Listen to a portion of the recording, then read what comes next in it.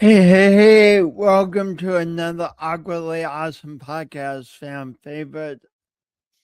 I'm your host, Jason Freeman, and or maybe you don't know, but it's challenging being a professional speaker with a speech impediment and doing a podcast, and everything I do is challenging. And also joyful. Anyway, my point is that I don't have more challenges than the average person. We all have challenges, which is why we need people like Tom Clute to remind us that we matter greatly, that what we are doing is worth the effort, that we are free to choose challenges, to struggle, to be resilient, and try again.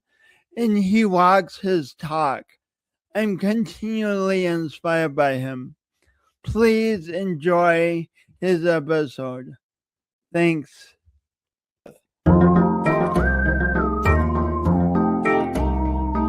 Today's guest, Tom Clute. Hey, Tom, how are you today? Good, Jason. How are you? Good. Good. It's been a journey to get on your docket list. You're so busy. In a wonderful way, serving the world. Awkwardly awesome. I'm really grateful to be here. I'm very honored to have you. Why is it important to you that we all realize that we matter greatly? Okay, repeat the question one more time, please, Jason. Why is it important to me that we realize we matter greatly? That's a beautiful question. Really got to breathe into that. The first thought or reflection is that sometimes we don't know that we matter, let alone matter greatly. And I think I think it just depends on the environment. But I'll try and keep my answer simple. Why is it important? Because we're able to fulfill our potential that way, or at least move along the journey of our potential, which for most of us is a mystery to us. And we have to have lots of experiences and trials, as well as challenges and victories, to begin to get a sense of who we are, who I am, and who we are. And mattering greatly to me includes learning that I'm not alone. And it's okay to ask for help. And it's also okay to fail. It's okay to succeed. But more important, to have the opportunity and the privilege, or to create the opportunity for self and others to take massive action, as one author, Tony Robbins, talks about. So let me see if I can chunk that down one more time. It's important because it helps you feel like a winner, and it helps us to experience that, not just feel it or read about it or think about it, but actually doing it. And it can be messy. And so we're an artist at heart, and the courage when we move into our creativity, then we're moving into the unknown, but we're also in the present moment that way. And in the present moment is a journey. Is a journey of trust with the invisible realm that Brian Tracy said. As a quote that says, "Act boldly, and unseen forces will come to your aid." He repeated that. He says, "Act boldly, and unseen forces will come to your aid." That was a long answer. Thank you for your patience. So, thanks. As you mentioned this, I realize that so often so much comes in the way of us realizing we matter greatly, of us feeling like winners, and of us taking massive action. Yeah, it's so wonderful to be with you here in this show because you're drawing me into your circle of care and influence, and you're mattering greatly to yourself, and that sends out waves of blessing and invitation to others, including myself. And you're being a mentor, and I really acknowledge you and thank you for that. And thanks so much for being on. You're welcome. How does how can realizing that we matter greatly be an adventure?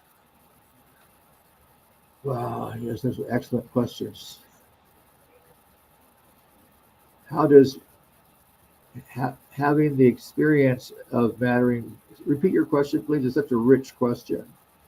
How can the journey towards realizing we matter greatly, the journey towards that, be an adventure rather than something we feel we have to do, like I have to learn to have self-esteem, I have to be more confident. Well, I know Jack Canfield with Mark Victor Hansen shares in their books that if there's only one thing that you can do to change your life is to change your habitual reference group. Surround yourself with the people that you aspire to and admire and want to emulate. And another, Mike Murdoch, I think, something like that, said, pay any price to stay in the presence of extraordinary people. And so, go ahead. You had a response there. I like it. Pay any price to be in the presence of extraordinary people. I think it comes to the feeling when I begin to well, yeah, when I begin to I lost that thought. Okay, let's go back to parenting or your caregivers when you're young, whether you build bonding and attachment or whether it was separation. The Eric Erickson's 8 stages of development. The first one is trust versus mistrust. And Mm. most of us in life have experienced at least some mistrust. Mm. Very few of us have experienced less than 10%. But some of us have wave after wave after wave of turning our boats upside down Mm. as hard as we try. But Mm. I think so. I've answered the question from staying in the presence of extraordinary people. That's been difficult for me, and it's been I've taken a trek here to New Mexico, to Taos, New Mexico, just a couple hours away. And it's a spiritual pilgrimage for me to invite other veterans. That's my focus, to come and be immersed in blessing energy. I didn't know that would come out. Be immersed, invite Mm. themselves to immerse in blessing energy, Mm. peacefulness and forgiveness, and also challenge. And taking a look at our story and ask ourselves, does that really define who I am today, or am I carrying a lot of programs that repeat themselves in my mind? And where is my heart in all of this? And how do I learn to trust my heart, which is sensitive and yet wild? Sensitive and yet wild. Yeah. Wow. No, none of this stuff would come out without your help, Jason. Wow. So, so you're helping veterans who so often have unfortunately experienced the opposite of peace and the opposite of feeling like they matter greatly. You're helping them like you're not just talking about a new perspective with them. You're helping them experience a new kind of way of being. Yes. And I think in a group environment where they can come together and form circles of caring, circles of sharing, then we can replicate that painful loss of not the feeling of not mattering, and we can begin to trust each other and eventually trust ourselves.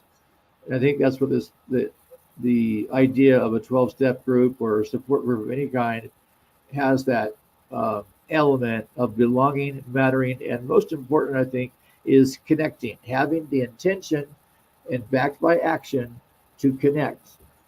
And I was going to share with you that that was a huge blessing for me when I was a nursing student, which I dropped out of because of depression.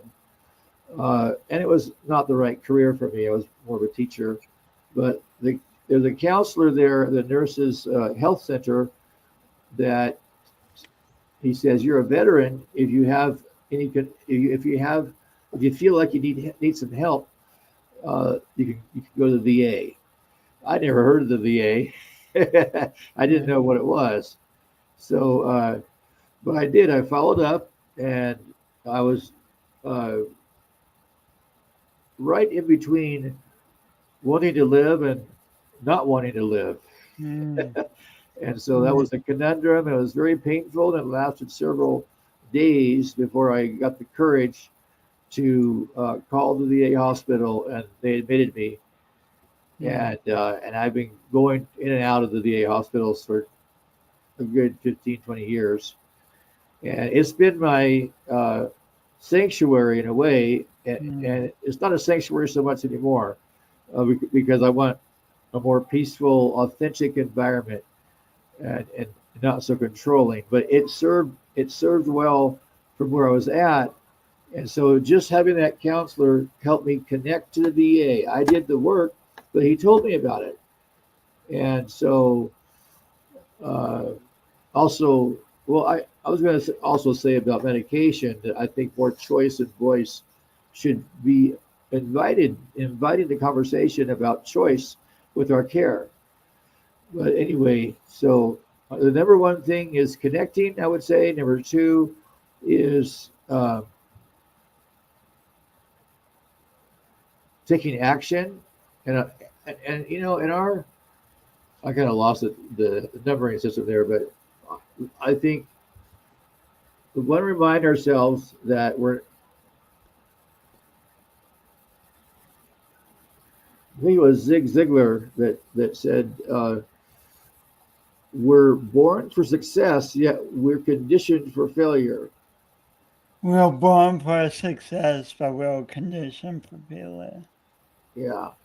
And I think that's where these retreats come in, because they help invigorate and stimulate creativity and allow the release of letting go of what our mind tells us, these certain messages, and we can learn to trust our hearts, which don't like to, our hearts, as I said, is sensitive and wild. So I think we talked about this before the show started, about the three different roles of our self, which is parent, adult, and child. This is by the book I'm Okay, You're Okay. I haven't read the whole book, but at least I got those three roles and learned to incorporate those as a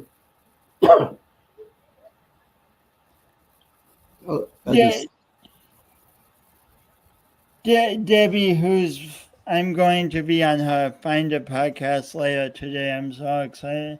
She says my sister was in the Army and goes to the VA Medical Center. Thanks for your service. That's so wonderful. It's so wonderful. Thank you. That was Debbie. Thank you, Debbie.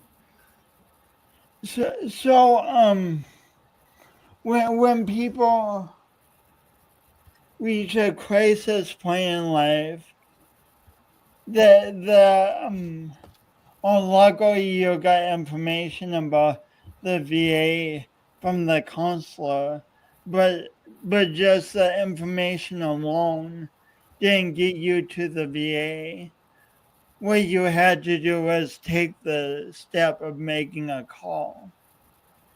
What thoughts would you give someone who's in a tough place and who has a call like that to make, but who's going back and forth about it? Thank you, Jason. Really want to kind of breathe into that. I took a class called Emotional CPR, and they invite the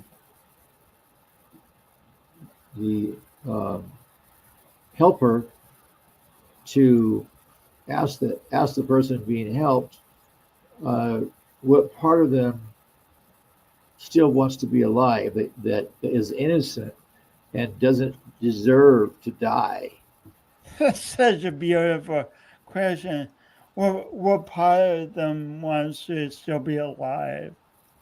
And also the part that wants to die, how can we meet your immediate needs, just like CPR, while we surround you with support? And I would add the word blessing. Mm, I, that's a worldview shift mm, like none other. You know, so I think it depends on the culture and the environment, but I think like peer support was invented by people who suffered from these things, and the different different institutions, including the VA, have peer support. Or so, I've called the veteran crisis line for over 10 years when I felt emotionally uh, hurt, angry, depressed. I actually called back one time to thank them. I said, "Thank you so much. This is a mm, really good call." But I think mm, that anyway, also getting in nature, uh, mm, and but yeah, to make that step, how do you help yourself go from the idea stage to the change? I remember, when I'm quite the theorist, I got all these quotes, but there's the pre. You may know this too. There's the pre-contemplation, contemplation, and then action, and I don't know what the last one is. Might be reflection or something. But pre-contemplation, kind of like smoking cigarettes, you really haven't thought about it too much, and then contemplation is you're at the retreat, and but anyway, but the number one thing is the therapeutic alliance. It doesn't matter what modality it is. We're human beings that are wonderful. We matter greatly, and sometimes we just don't know how to reach that place within us. And I think the most honest thing I can say is a lot of the time I don't know. When you come in the present moment, that's can be scary until you get used to it and learn to come into the present and just pause and then ask, and I think a number one question I would ask anyone, which is an inquiry and an invitation for dialogue, is does is the universe a living universe? Is it alive, mm, and does it matter? How do I matter? Is this a mm, living universe? A living universe would be one that just like the attachment, it would have uh, empathy and caring. Uh, Now, New Zealand, a couple of years ago or whatever, they banned rats and mice from testing for uh, makeup products. And so the legislation, they changed it because they proved that mice and rats and sentient animals, They are sentient beings. Uh, and so they banned that because it's not okay. It's unethical to put people through suffering for the benefit of getting feedback. The same thing I heard in the NPR about abortion. Uh,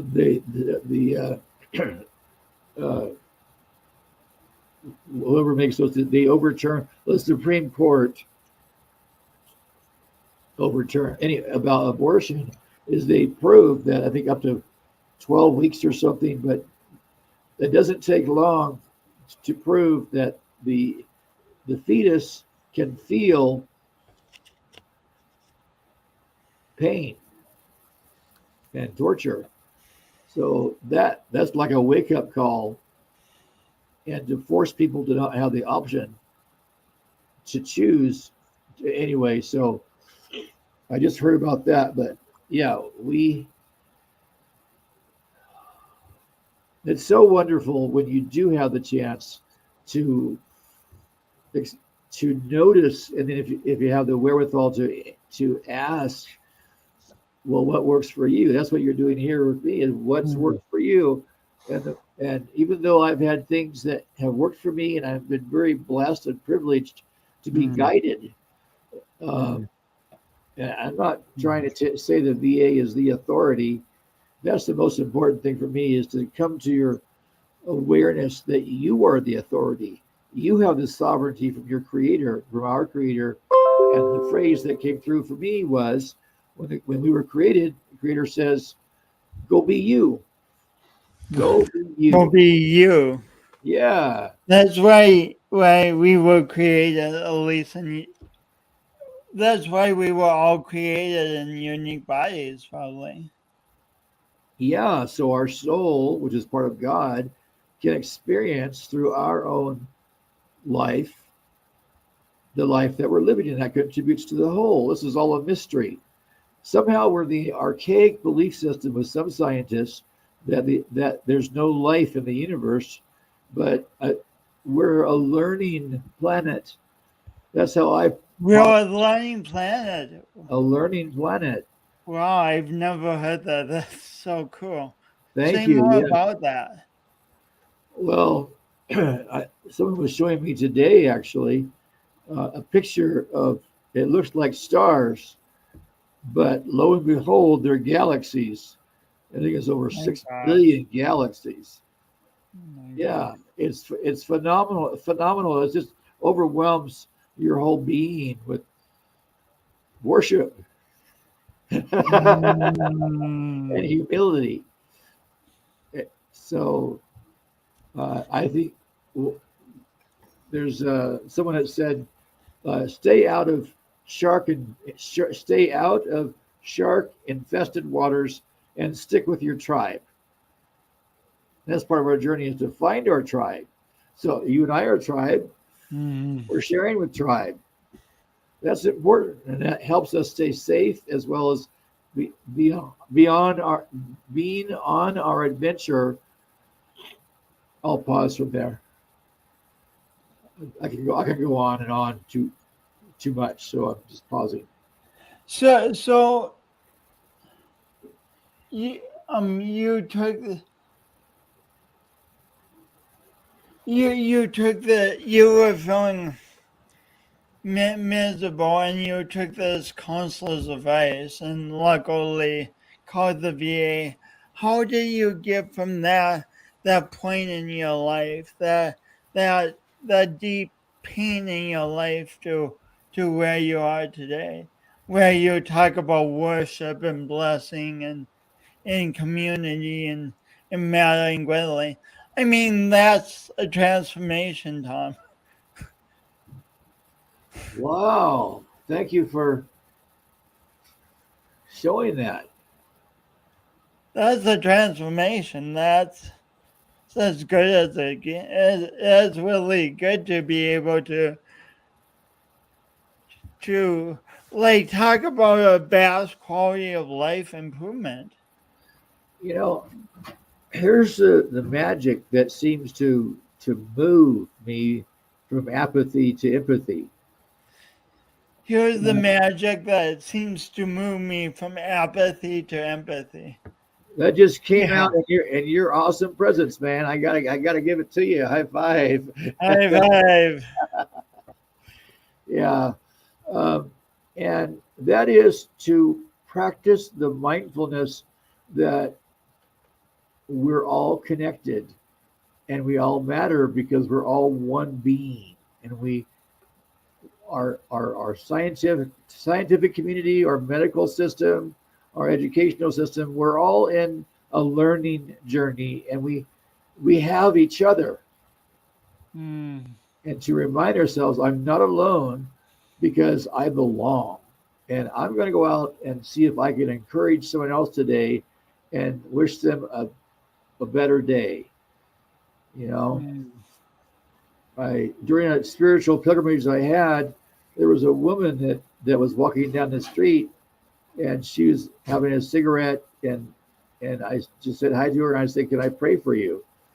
So I just felt that, and I was definitely on a high energy wave there, but somehow God helped me be an instrument there just for a moment. And I have some olive oil too.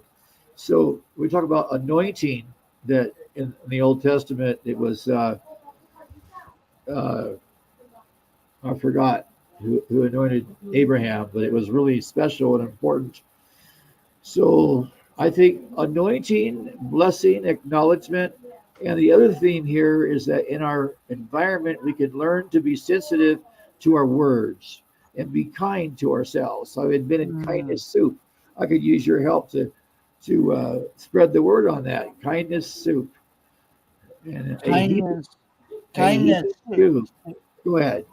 Kindness soup. Kindness soup. I invented it, but it hasn't been shared very much. So a heaping scoop of kindness soup and a second uh, heaping helping of kindness soup.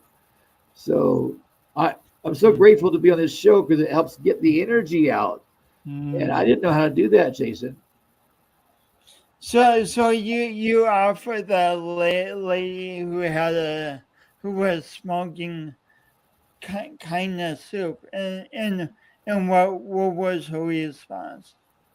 I was downtown Portland, Oregon. I was not on my medications for at least 2 weeks, and I went into this very high spiritual place where my ordinary reality was transformed into an experiential uh, learning journey with God. You know, and it was no small thing. And the thing about the medical system in our uh, allopathic medicine is that we need to have blessing energy words to match a wellness informed uh, uh, healing journey rather than an illness informed Mm. model and lexicon, like we have the DSM for mental health. And the idea of mental health itself is a separation worldview. We are Mm. one. Mm. And that's really a big deal when we realize, oh, I'm a part of all that is. I'm not just an observer, I am the one in expression. And intellectually we might balk at that and we might agree and not agree with it, but our bodies know. Our bodies are wise. Our cells, our whole body. So that's a learning journey I'm going through, and I don't mean to preach, and that has been my experience in the last 2, 3, 5 years, is being able to bring words to match the experience. Just like I said, from illness management to wellness lifestyle, and that's intentional living, and that takes time, practice, just like musician. And I'm tired of being by myself. This brings me on to community with you, Jason, and our listeners. So, I think uh, maybe whatever a person can use in their blessing, I was going to not in their arsenal. That's an old-fashioned word, warfare, but in their blessing bag. See, we're creating reality all the time. Wow, blessing bag. And who says that we can't do both traditional allopathic medicine and other wellness things? Yes, I call that coexistence. Coexistence. That It takes courage. I mean, you talk about your journey confidently, I didn't and know I would. but it really takes courage to be on the journey you're on, doesn't it? Yes, absolutely does. I think as we build new neural networks from fresh actions, they embed a new reality for us that we can lean into and practice. And then before long, we follow our hearts. And we still have a head, but through meditation. And I'm not the, you know, I have my weaknesses and things, but it's a journey. And I think unconditional positive regard. That's a phrase by what's his name? It's the founder of modern psychology. Oh my gosh. It's it's one of his books is called On Becoming a Person, and the other book is called A Way of Being. Uh, oh, I almost have it, but we'll come back to it. But this unconditional positive support, I think, like if a person were an alcoholic, the number one thing they need to do, whether they're drunk or sober, is to get into community as rapidly as possible. Hmm. And how often do we retreat when we're in pain and when we're embarrassed, when something like that happens? How often do we retreat and go into ourselves? Where you're saying getting into community. So I have a story real quick that ties into this discussion, I think. Okay. So I finally started speaking a little bit and was developing courage to be a speaker, but it was going slowly. And I still was dragging my disability around like a 10,000 pound weight. And then one day I remember vividly, I was in my friend Ina Lucas's car, and she's like, Jason, your disability is a gift. Isn't that so wonderful? How'd that feel? I mean, at first I was stunned because I hadn't thought of it. I'm like, what? What? No, it's not. But eventually, as I started taking more actions in that direction, like doing more speaking engagements, speaking up more, I began to realize the giftedness of who I was. I realized the giftedness through a change of perspective. One, but as you say, keep saying taking action too. Yes. And well, I'm so glad that happened for you because it must have been a significant uh, moment for you that changed, it altered the course of your history to this point. You know, just that. Eh, I think that's what. Paul, sorry, you were responding. I'm just agreeing it did. Like, and it can be something simple like that counselor told you. Have you heard of the VA, and that altered the course of your journey toward, towards healing and It's so beautiful, and the VA is doing a lot of good. It's just, but it's a mystery because if we take action without knowing, because it's unfamiliar, then those experiences, if so, again, those experiences teach us lessons. If I really believe that life, and I can test out, practice mindfulness, observe, and usually over time, uh, do I really live in a, do I exist in a living cosmos? And what does that Mm, mean?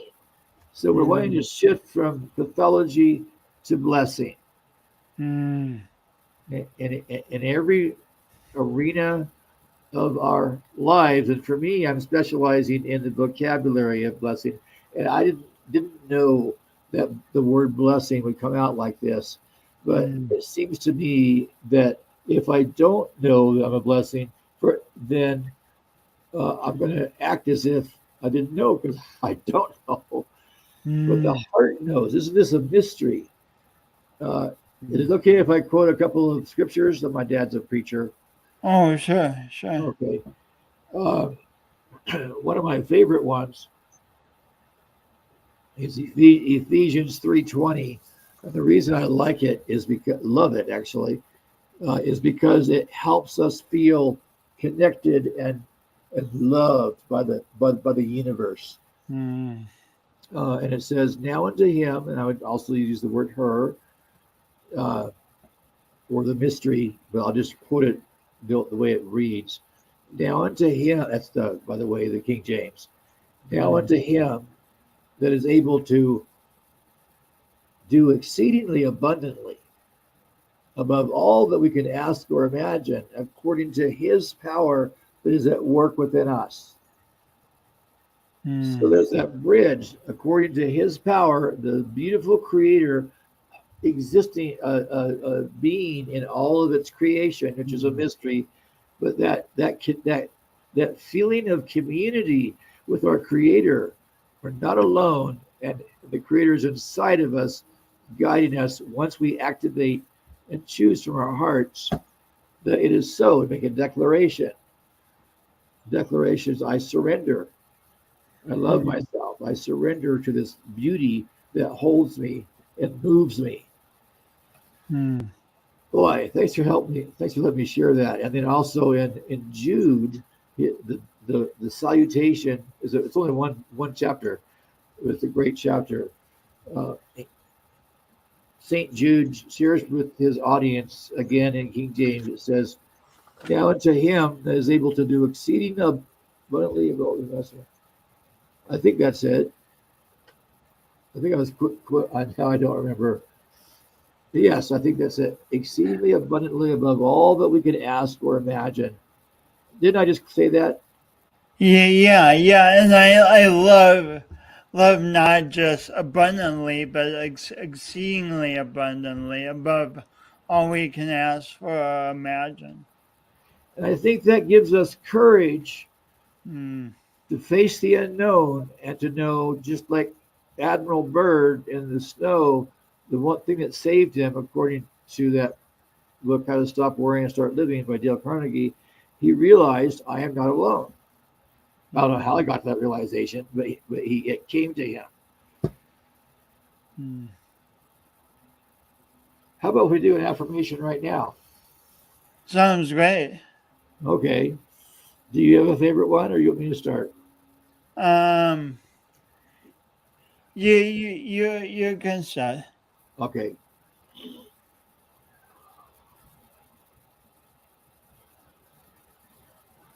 Okay. So a real fundamental that I learned from a spiritual teacher on YouTube was transcribed by Archangel Michael, and he shared that. And is the affirmation I do it with my friend pretty much every day. It's short and powerful. It is, I am that I am, and I love my life. We say that 3 times. Go ahead and follow me. We'll do it 2 more times. I am that I am, I am that I am, and I love my life. and I love my life. We'll do that 3 times. And then the second part is, we are that we are, and we love our lives. We are that we are, and we love our lives. Yes, and that's a mystery declaration because there's no boundaries or borders to that. Surgery? As I said those, I could feel they just felt good to say those affirmations. Felt really good. How often do we say things to ourselves that just don't feel good and don't fill us with joy? I think if we can find oh all right. So sometimes the chaplain said sometimes faith can look like resting and trusting in the God that you're following. Mm, Paul Tillich mm, shares in his book, The Shaking of the Foundations, he was a theologian. He has a beautiful reading. It says, you are accepted by that which you do not know or have the name for, but simply rest in that acceptance and don't worry about doing, focus on the acceptance. you keep getting back to the unknown. How much in the universe in our lives is unknown, and becoming comfortable within the almost sacred uncertainty about life. Well, facing death, like the Vietnam veterans or anyone, Surgery? Please dial uh, 202. I'm in a hospital cafeteria, but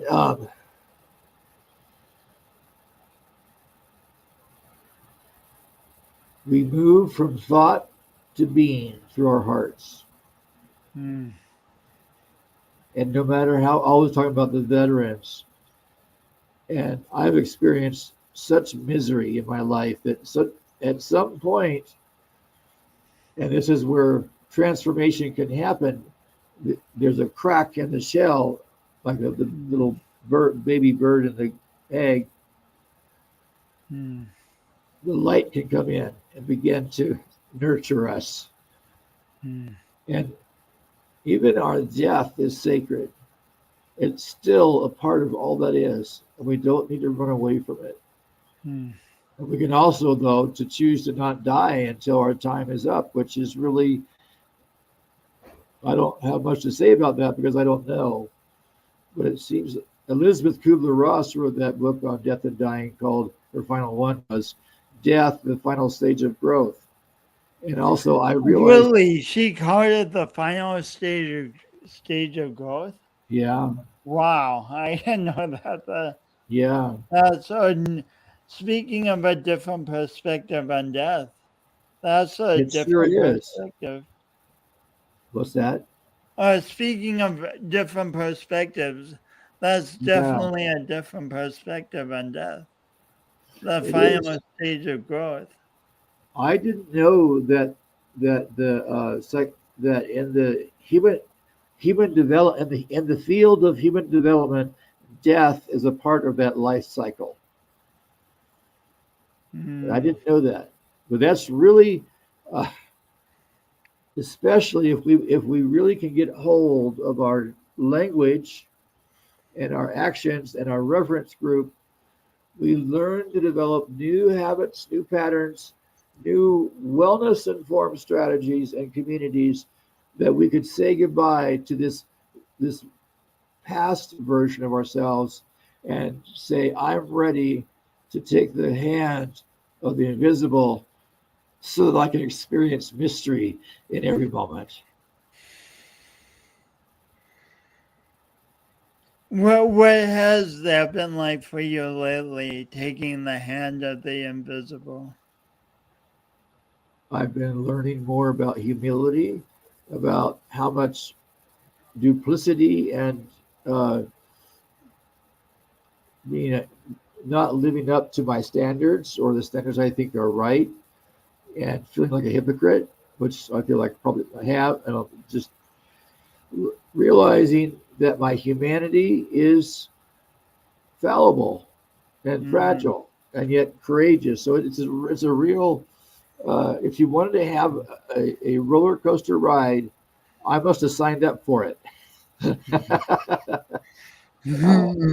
Yeah, it's been rough, but the hospitals have been my safe haven for a long time, and now I realize I have a choice. I don't have to go to the psych unit anymore. I may if I need to, but I'm learning some strategies and also this honoring space, self-esteem, uh, essential enoughness. I like that. Essential enough. Essential enoughness. Yeah. I live in Enoughville. You want to come over and visit? You want to join? Yeah, enough sounds very great, very great. So in my work, I talk about speaking of fallibility, I talk about the power of doing our imperfect best. And what it means to me is we envision the best we want to create with our lives. And then when mistakes and hard circumstances come up as they will, instead of being stopped by them and feeling totally isolated, Yeah. we inquire them, what can I learn from this? How can I develop community around this and keep moving towards the best that's in our hearts? What does doing your imperfect best mean to you, Major Tom Clute? Major Tom, the massive encourager. I just had a thought about that. It says Major Tom, a massive encourager, needs major encouragement right now. And you fill up and then go serve others, it's a cycle. But go ahead and repeat your question again, please. It's so powerful. So what does doing your imperfect best mean to you? Uh, the feeling of enoughness yet challenge. The feeling of enoughness yet challenge. Gosh, beautiful. That's beautiful. Oh, thank you. Okay. I think being around people that, this is just coming out, okay? For me, I might need to realize that my environment where I grew up from and my family, they may not be the best role models. For example, I'm on your show right now. Well, I prefer, it's no disrespect, but the lineages of our past ancestors, they did the best they could, or we could only hope. But to move from where we came from to our possible selves, just like Abraham of Ur was called into the unknown, Abram.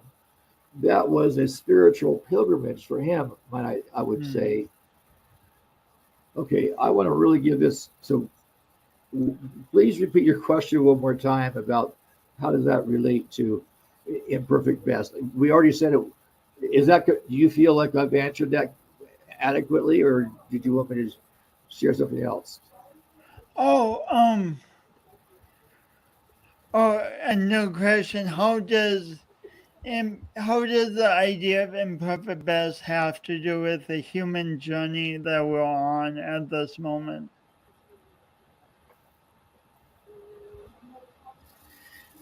I think that I feel strongly that it affirms doing our imperfect best. We shift from external standards to internal standards.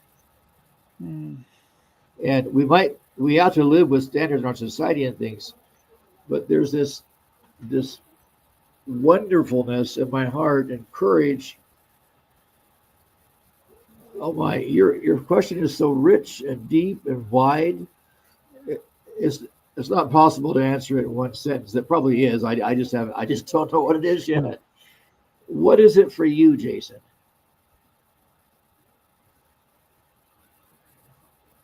Thanks for throwing it back. The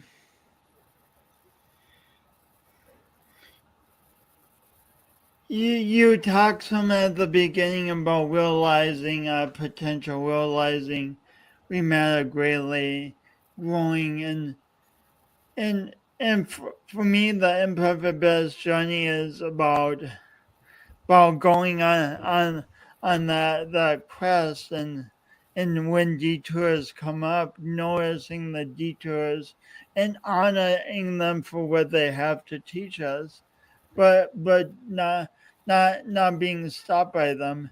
It's about, like you so beautifully said, when you needed to. Your imperfect best journey was about making that first call to the VA. When I needed to, Ina was there to say, Jason, your disability is a gift. Move, move forward and do great things instead of living in shame and regret. And Yeah, so the imperfect best journey is definitely not a journey we take by ourselves. It's about community, as you are saying. I've experienced community in an unusual way. My passion was so high and so deep that when I got this impulse a year and a half ago, I went to New Mexico, Taos. I got to the point where I developed a confidence in asking people for a gift of gas, whatever amount they'd like to share. Hmm. And I would say about 1 out of 9, 1 out of 8 or 9 would Hmm. give $5 or whatever. Hmm. $1. So what I give me and I put the car by the gas pump so they know I'm not kidding. And the car's right there, so it's like that their money is being well used. So now I'm at the Hmm. next step and say, okay, I'm tired of getting. I did that so far some of the time for gas out here again to New Mexico. Hmm. Stuart Wilde, that was his spiritual home, and so I'm returning to that. But we can do things when we're passionate enough. We come together and collaborate, and Hmm. asking is a gift. Hmm. Asking is a gift, or it can be a gift. I'm Hmm. still learning. Did you want to respond to that? And to the right person, you're asking for a gift. Might have made the day. Like they might have been, oh gosh, Tom asked me for gas. I'm able to contribute to another person today. I know I matter because I can contribute, and that feels good. That's beautiful, and that's what John Maxwell teaches in being a significant entrepreneur. That he said, if you're self-centered, that is not significance. You have to give beyond yourself. But so that was just an example, but it was a solid one because it was a step. It is a step until I learn how to, which I choose to learn, how to apply for for artist grants and business foundations and into the philanthropy industry and put my share my dream. And I'm not just dreaming about it. I'm driving out here. I didn't have my ducks in a row, but my passion was so high. That must be soul. That has to be soul because it's beyond Mm, everything I've ever done. And I think that's the confidence. And so I think that comes over time. And I think that's why the veterans have such a hard time adjusting, some of them. I could say a lot of them, because they lose so much.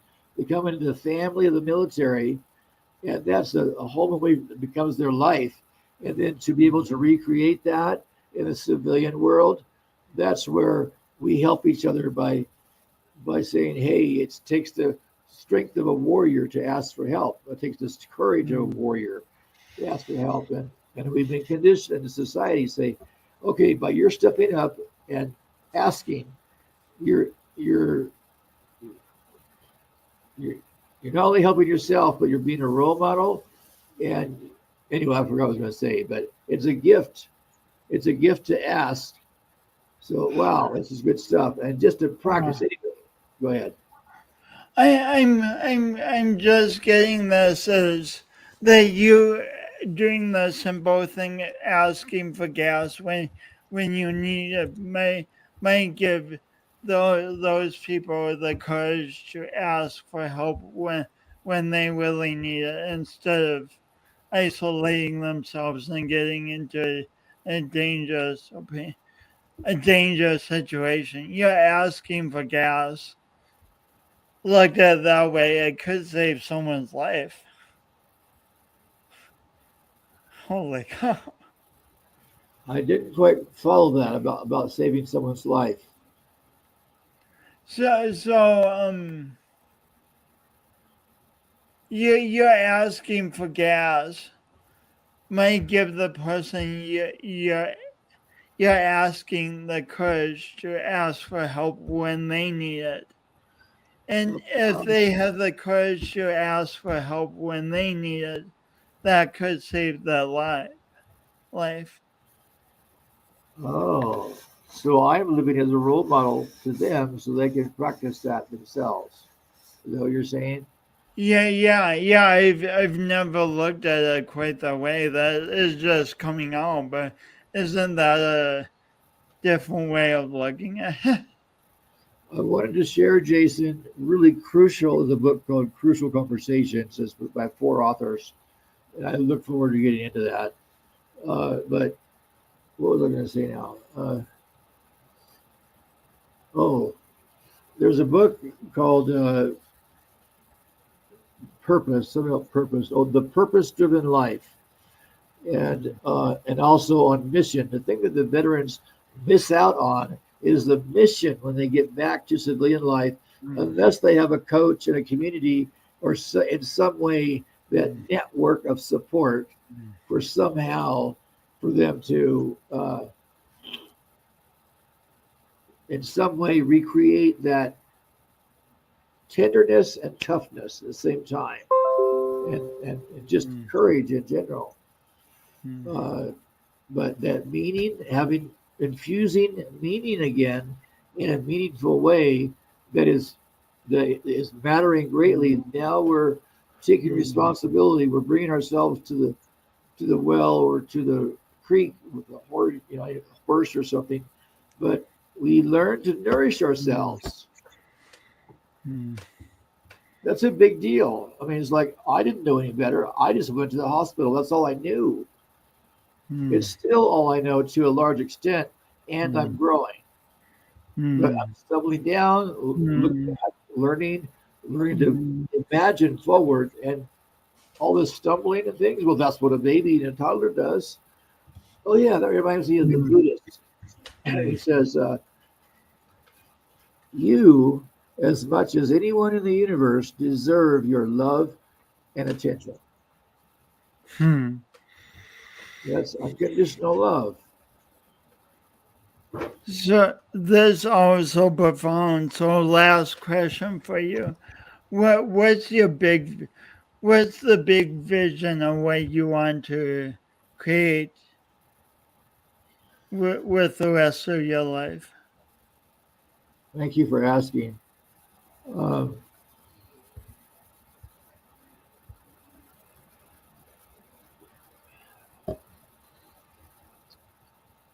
well, in terms of my entire existence of my soul,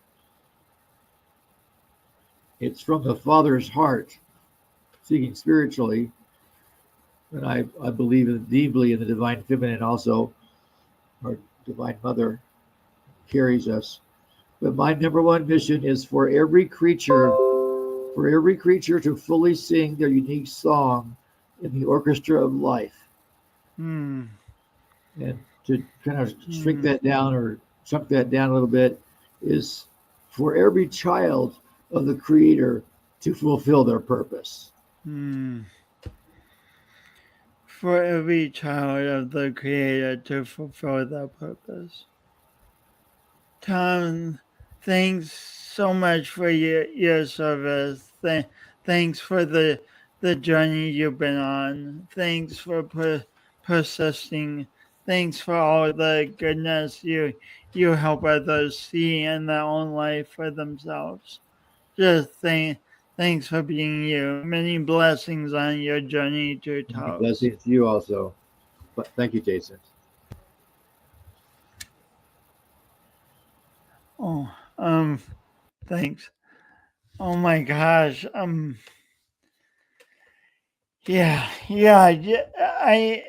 I encourage you to get into conversations with the people around you and be curious about their perspectives, their wisdom, what they have to offer.